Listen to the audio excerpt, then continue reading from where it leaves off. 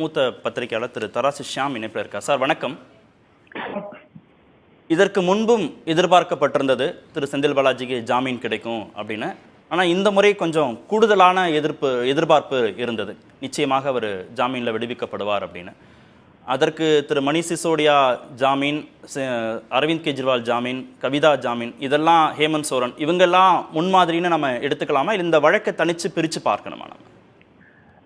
நீங்கள் கூறுவது போல எல்லாம் முன்மாதிரி தான். என்ன காரணம்னா, ரெண்டு அடிப்படையான விஷயங்களை தான் மீண்டும் மீண்டும் உச்ச நீதிமன்றம் சொல்கிறது.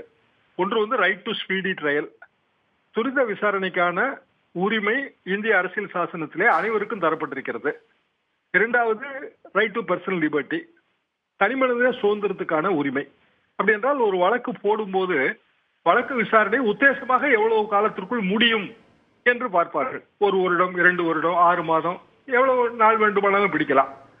ஆனால் எப்போது முடிவடையும் என்றே தெரியவில்லை என்றால் இயல்பாக அந்த பிணைக்கான 3 பரிசோதனைகளில் ஒரு பரிசோதனையில் பிணை கேட்பவர் தேர்வாகிவிட்டார் என்றுதான் அர்த்தம். ரைட் டு அந்த இடத்தில் தான் அது அப்ளை ஆகிறது. ரைட் டு பர்சனல் லிபர்ட்டி நம் அனைவருக்குமே தெரிந்த ஒரு விளக்க வேண்டிய அவசியம் இல்லை. இதுல உண்மையிலேயே 3வது ஒரு பரிசோதனை இருக்கிறது செந்தில் பாலாஜி வழக்கிலே. 3 நீதிபதிகள் கொண்ட அமர்வு என்பதால் அந்த பரிசோதனை விவரங்கள் ரொம்ப முக்கியமானது. நமக்கு முழுமையான தீர்ப்பு வந்தால்தான் தெரியும்.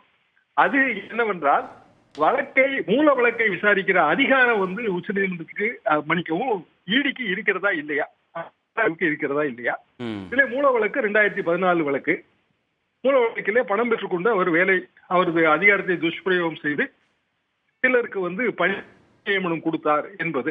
அத நீதிபதிகள் கேட்கிறாங்க.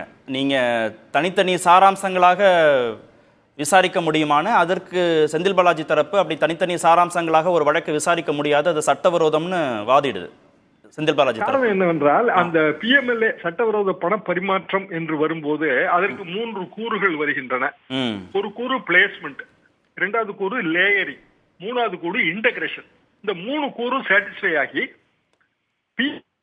விசாரிக்கக்கூடிய ஷெட்யூல்டு அஃபென்ஸ் அந்த பட்டியல்ல இது வரணும். அப்படி இது வரல. என்ன காரணம்னா, லஞ்ச ஒழிப்புத்துறை பிரிவென்ஷன் ஆஃப் கரப்ஷன் ஆக்ட் அதோட ஷெட்யூல்ல வர்ற மூல வழக்கு. அந்த வழக்கு விசாரணை நடந்து சார்ஜ் ஷீட் போட்டு அதுக்கு பிறகு சில காம்ப்ரமைஸ் ஆகி இப்படி அது வேற மாதிரியான ஒரு விவகாரமாக இருக்கிறது. PMLA எப்படி இந்த இடத்துல கொண்டு வந்து பொறுத்துறாங்க அப்படின்னா, அந்த மூல வழக்கில் கிடைத்த பணத்தை வைத்து நீங்கள் சட்டவிரோத பணம் பரிமாற்றம் செய்தீர்கள் என்று பொறுத்துகிறார்கள். அது அமலாக்கத்துறையின் அதிகார வரம்புக்கு அப்பாற்பட்டது என்கிற கருத்து பொதுப்படையாக இருக்கிறது. முழுமையாக தீர்ப்பை படித்து பார்க்க வேண்டும். நீதிபதிகள் அதையெல்லாம் தொற்றிருக்கிறார்களா என்று எனக்கு தெரியாது. ஆனா தேவையா தேவையில்லையா என்றால் அது கண்டிப்பாக தேவை. என்ன காரணம் என்றால், ஆயுத கடத்தல்காரர்கள், போதை மருந்து கடத்தல்காரர்கள், சர்வதேச குற்றவாளிகள், இவர்களுக்கான சிறப்பு சட்டம் உலகத்தின் எல்லா நாடுகளிலும் இருக்கிறது. இது ஐநா சபையால் ஏற்றுக்கொள்ளப்பட்ட ஒரு விஷயம். PMLA மாதிரி வெவ்வேறு பெயர்களில் வெவ்வேறு நாடுகளில் சட்டங்கள் இருக்கின்றன. அப்படியான சூழ்நிலையில் அதை அரசியல் ரீதியாக பயன்படுத்தும் போது நீதிமன்றங்கள் பல்வேறு வியாக்கியானங்கள் கொடுக்கும் போது நிஜ குற்றவாளிகளுக்கு அது உதவியாக அமைந்துவிடும்.